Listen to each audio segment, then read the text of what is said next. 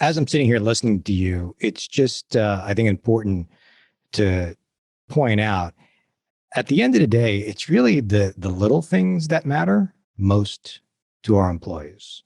It's what we do Yeah. as managers. It's more of the little things that maybe impact them more on a personal level.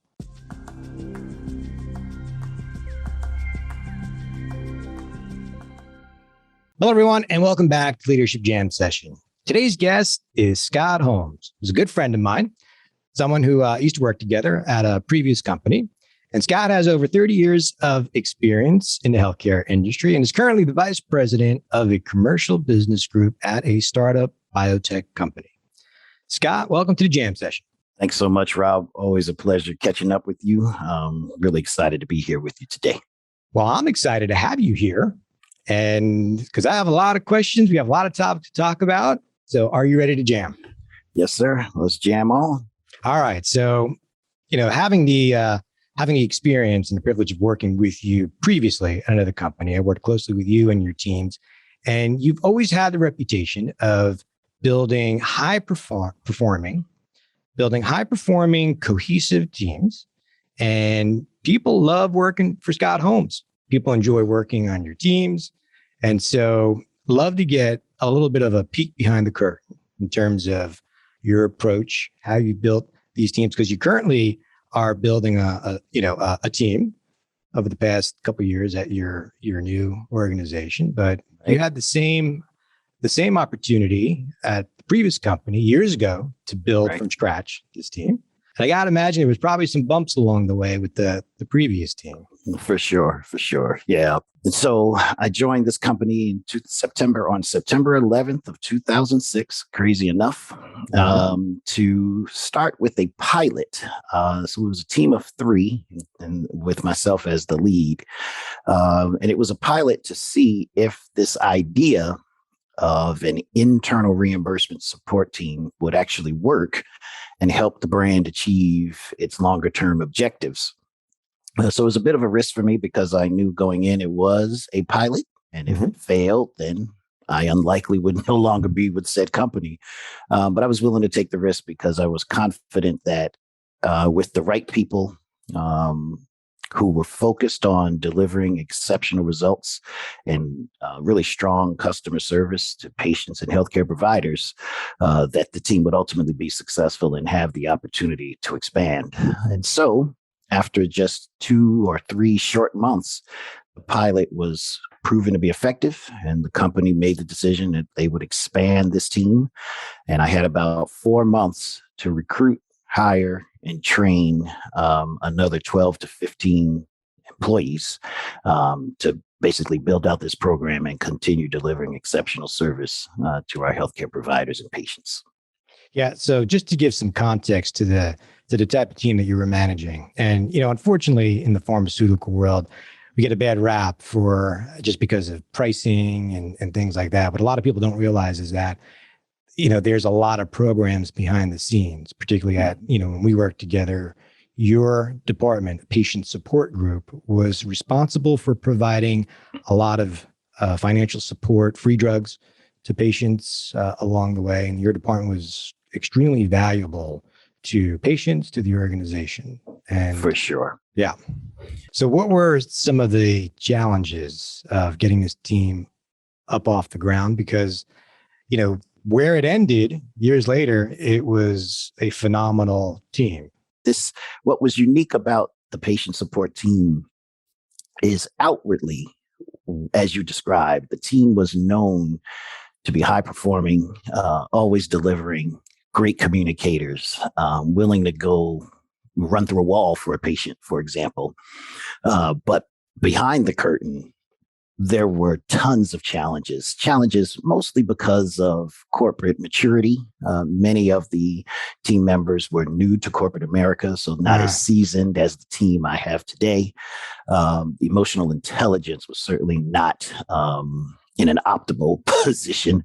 And the team was extremely competitive. And so decisions that I made often felt like favoritism to others. Like what? Give me an example, because that's a big problem for a lot of us. out there Yeah. managing teams, right? The whole favoritism thing. Sure. I guess the best example I have is there was a team member who the entire team would have to travel out of state from time to time. And there was a team Right. member who needed to take a trip.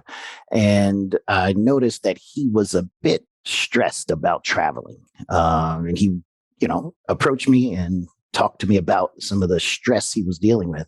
And ultimately, it boiled down to a family situation. This employee had a young child, and an employee's wife worked quite a bit of a ways from their home. Mm-hmm. And so when this employee needed to travel, his wife would have to adjust her work schedule, which was not so easy for her, in order to get the child to daycare or preschool. And so once he opened up and expressed that this was his challenge, Yeah. I said, well, I think we have a pretty simple solution. I live about 10 minutes from you, and I would have no problem going to your house in the morning to pick up your son early enough so that your wife can continue with her schedule and get to work on time, drop your son off at daycare, and if necessary, in the evening, pick him up. But of course, the pickup is much more difficult in the daycare setting if you're not on the list of approved people to pick up. But just simply offering to pick up his son and drop him off at daycare completely changed his mood and totally relieved him of that stress.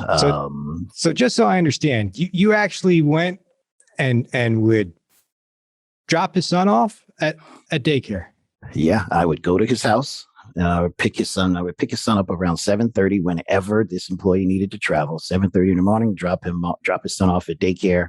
And luckily, because of his wife's schedule, she would be able to get back in time to pick their son up from daycare at the end of the day. And I mean it. It literally relieved him of the stress. And this is something that continued the entire time I led that team. But the unfortunate thing is, as some other team members learned of this, they kind of felt like he was being favored. But I honestly, Rob, I learned this lesson from my mother as a child. So my mother had 9 children over the course of 19 years. I, of course, being the youngest. And so as the youngest, I was always looking for attention, and I would ask my mother questions. And the typical question I would ask her would be, who is your favorite son? So my mother had 8 boys and 1 girl. And I would ask her all the time, who is your favorite son? So when I was 5 or 6 or 7, of course, my mother would entertain me and say, of course, Scott, you're my favorite son.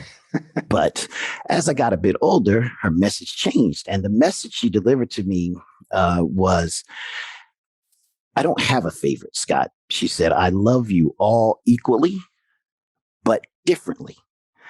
Each of you requires something different.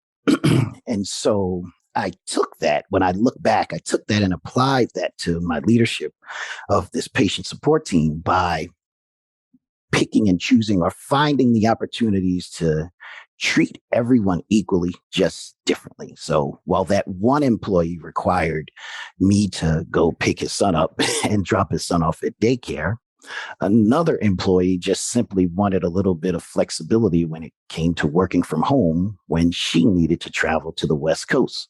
And so we made that accommodation.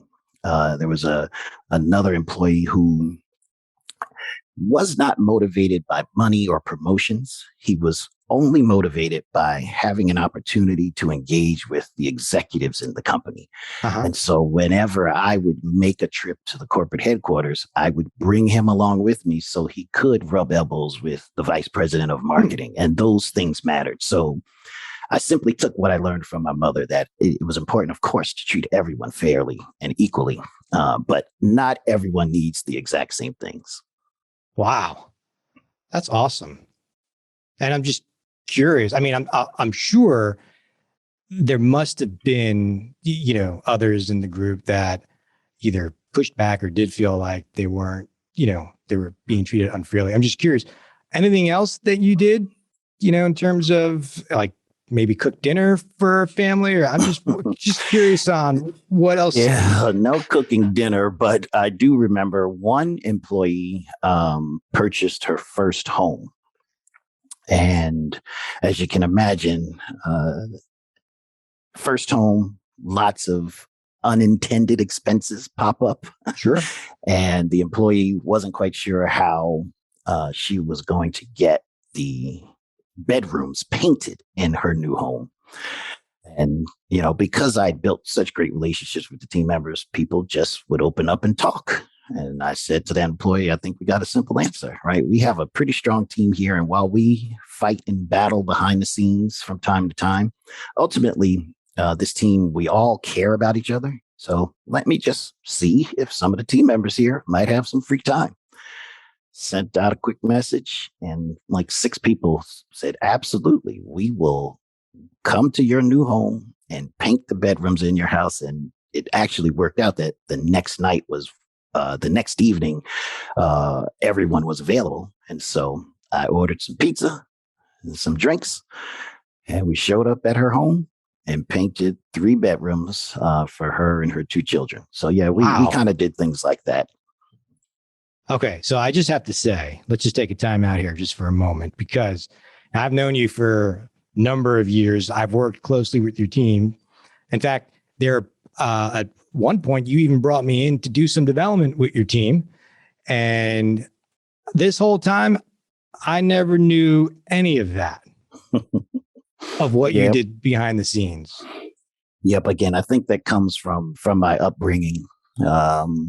For me, it's not so much about the show and bringing attention to myself. I just do what kind of makes sense. Again, I think it has a lot to do with being the youngest of 9 children and learning from my mother and all of my older brothers and my older sister.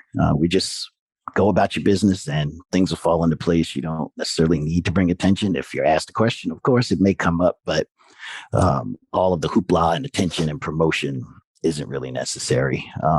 One of the other things that people are probably completely unaware of, when I started this team, I knew it would be important for the team members to have a glimpse of the person they were going to be speaking to on the other end of the phone. So the product was geared toward elderly patients, many of whom were fixed income and on Medicare patients.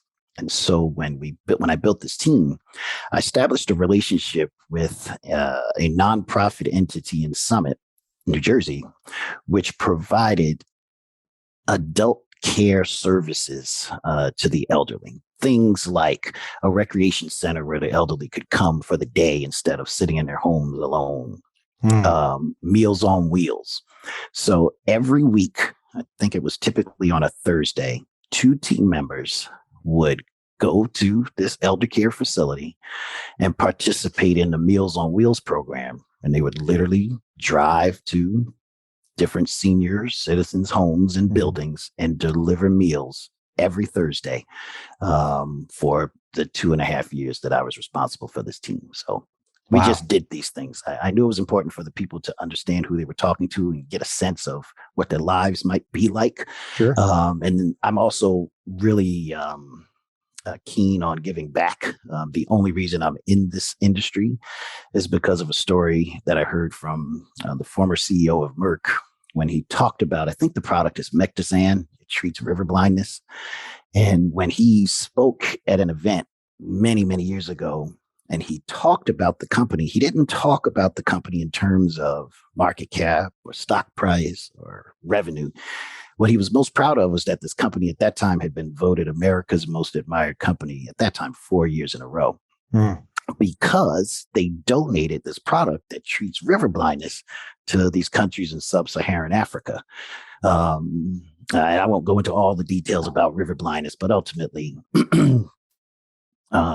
people in these countries, they kind of use this one water source for everything. Bathing, cooking, and everything. And ultimately, these black flies will bite them and inject this larvae. And ultimately, the larvae, when they become adults, can basically make your eyes hard as a rock and you become blind. Well, the company found this product that could treat that disease. Clearly, people in the country could not afford it, and they simply donated it. And I was struck by that. So that's why I decided to get into this industry. And I've just continued to do things like that, helping people get access to medications while also giving back to the broader community when possible. But what I also hear is how much you give back to your employees too. Some of the examples you shared. Yeah. I mean, even, what you did for your employee in terms of, helping him with dropping his kid off at daycare. Now, I got to imagine there are some out there who are listening, who are Sure. sitting back thinking, all right, well, that's just crossing the line. Yep. I'm sure for many people that would be crossing the line, but for me, it's all about positive intent. Yeah. My intentions were pure. And be clear, I didn't just show up at that employee's home with a lunchbox and snatch his kid out of the house. And it was a conversation about what was needed and would this assistance be welcomed. And both he and his wife were more than excited about it. But I think it ties back to the relationships I built with these employees over that time period. This wasn't a shock to the employee or to his wife because we'd clearly gotten to know each other, and they felt more than comfortable with that. So, I'm sure for some people that I might have gone a little bit too far, but it was something I was willing to do because I knew there was just nothing but positive intent behind it. I got to imagine that probably built a tremendous amount of trust or had a huge impact just in his overall performance too. Oh, there's no question about it. That employee continued at the company for several years, but now operates his own business. So I know that he learned a ton. I know that in that role, he was given an opportunity to take his learnings and create his own company. And now he and his family, now they actually have 3 children and they are doing very well in another state as he runs his own business and his wife runs her own business as well. So, yeah. Wow. As I'm sitting here listening to you, it's just, I think important to point out at the end of the day, it's really the little things that matter most to our employees. It's what we do as managers. It's more of the little things that maybe impact them more on a personal level. That really matter most. Yeah, there's no doubt about that. It is the little things. And one of the stories that I often talk about in terms of my own growth and development ties back to my older brother. When we were young, he was ultimately inducted into the National Honor Society in our high school. I was still in elementary school at that time, and my mother made me go to the event to watch him get inducted. Of course, I was annoyed because I would have preferred to just hang out with my friends, play basketball or whatever. But I go to the event, shirt and tie and everything. And as he was being inducted, walking across the stage to get his pin and his certificate, I noticed this look on my mother's face that I'd never seen before. She had this undeniable look of pride on her face. And I'm like, this is interesting. I've got to figure out how I can make her have that look. Because while I was a good student and everything at that time, I was not Sean. He was just a little bit different. And I wanted to give her that exact same look. And so it was just that little thing of her forcing me to attend this event that I truly had no desire to attend, that in my opinion was the spark for me to achieve, to try harder, and ultimately become the successful executive I am today. Yeah. And thanks for sharing that story. I appreciate it. It just goes to show how our beliefs are based on our experiences, right? The things No that doubt about it. influence us and influence us as leaders and how we impact our own employees and the things we do. No doubt about it. We are all a product of our experiences. And for sure, growing up in a household with 7 older brothers and 1 older sister, I learned early on that everyone plays their part. Everyone does their job. And in the household I grew up in, if one person did not deliver, we all were in trouble for that. So every person matters. Yeah. Did it take a long time? I love the comment, the what you shared about your mom in terms of I love you all equally but differently. Is that right? That's exactly what she said. Yes. I mean, that's a fantastic saying, and I got to imagine it probably took time, for your employees to realize that, it wasn't favoritism, but it's, a journey of you trying to find the different levers to pull or things within your employees. For sure. I think once the team members gained a bit more experience in the corporate environment, and once they were exposed to other functions and other employees, I think they over time recognized that they were on a very unique team, that we were doing things that no other team had ever done. And I think they learned to appreciate my leadership style and didn't spend as much time on innuendo and rumor and gossip, and simply focused on being the best employees they could be, and understanding that ultimately I was simply trying to help each one of them win in whatever manner they thought winning meant. But what's interesting is some of the examples you shared with me is, I see kind of like the Scott Holmes little boy learning from that experience that your mom dragged you to the school, and how you just explain your approach with your employees is almost giving them different experiences and exposing them to different things to give them different perspectives, which isn't easy to do. No. But that's the exact point. I feel that my number one job is to support my team members so that they can achieve whatever they're after. And as I mentioned, for some people, the next promotion is really what they're after. And so I have to support them and help them develop so that they can earn said promotion. For others, it could be something as simple as relieving some external stress that they're experiencing, and trying to support them through that. I know that I work for a corporation, and as a leader, my job is to make sure that they are effective in their roles. But it's the human side of me that always pushes me beyond that boundary. Yeah. I wish we as corporate America could show a lot more of that human side. It's actually what's needed more and more in the modern day, for sure. Yeah, particularly in COVID times as well. The external pressure and stress that people are dealing with, the managers sometimes don't even take the time to even ask what's going on. For sure. I think what I did differently with the new team that I am now leading, as I mentioned earlier, I spent more time on their character and getting to know them and the fit. And so during this COVID experience, we have not had much unnecessary stress, because the people I brought onto this team, we all kind of operate the same way. We have the same value system, and it works really well for us.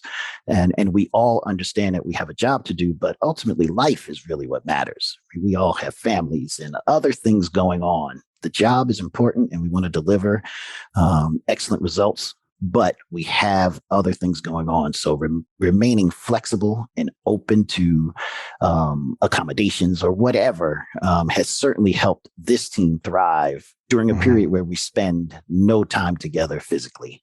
For a year and a half, I have literally only seen members of my team once. Wow. Physically. Yeah. So, I hear that consistently as I work with numerous clients. That comes up a lot, hiring new employees. And even after like a year and a half, haven't met them live. Yeah. A little different times. But again, I think if you focus on the fit, we can manage through these COVID times. All right. So one more question for you.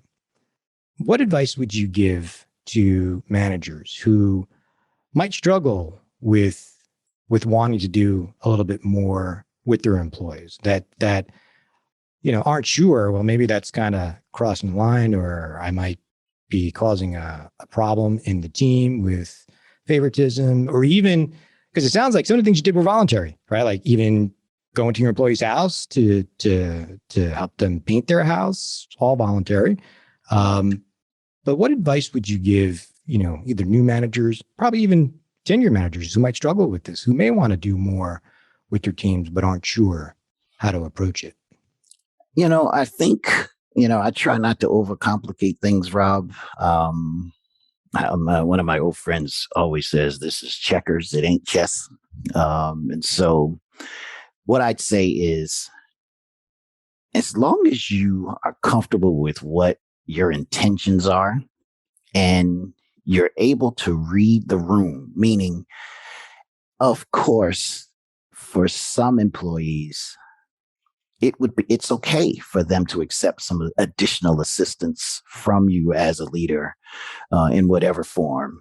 But then for others, it's not okay. And I think it's important to know that difference and sort of balance it. So again, that's probably the only employee whose home I went to. Others, as I mentioned earlier, they needed other things.